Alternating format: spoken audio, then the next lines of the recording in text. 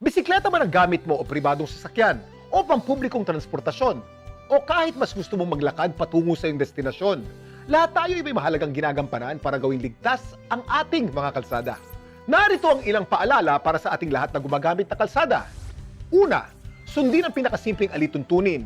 Dumistansya ng 1 metro sa mga nakapaligid sa iyo. Huwag unahan ng tao, siklista at sasakyan. Obserbahan ang kilos ng mga siklista at mga taong naglalakad sa kalsada. Tignan kung saan nakabaling ang kanilang ulo. Sila kaya ay liliko. Tumingin sa mga hadlang na kanilang iniiwasan. Ito rin ang magsisilbing palatandaan mo kung kinakailangan mong huminto o lumiko. Kung may papalapit na siklista at binabalak mong lumipat ng linya o tumawid sa isang kanto, bigyang prioridad ng siklista. Huwag sakupin ng bike lanes. Ito rin ang dapat sundin ng mga siklista. Kailangan nilang bagalan ang kanilang takbo at bigyan daan ang mga naglalakad sa kalsada. Pero tandaan, minsan may mga hindi inaasahang galaw o gawain ng mga bata at mga alagang hayop sa kalsada. Dapat laging handa para maiwasan sila.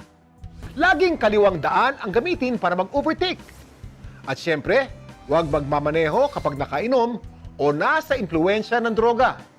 Iwasan ding magmaneho kapag sobrang pagod o inaantok. Kapag may traffic, pihadong may tensyon, maging mahinahon. Laging mag-ingat sa daan.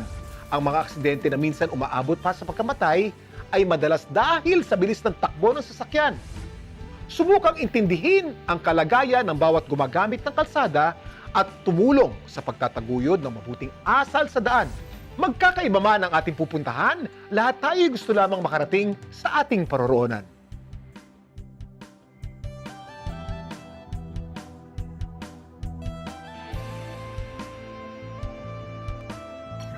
Tandaan, hindi lang sa iyo ang daan.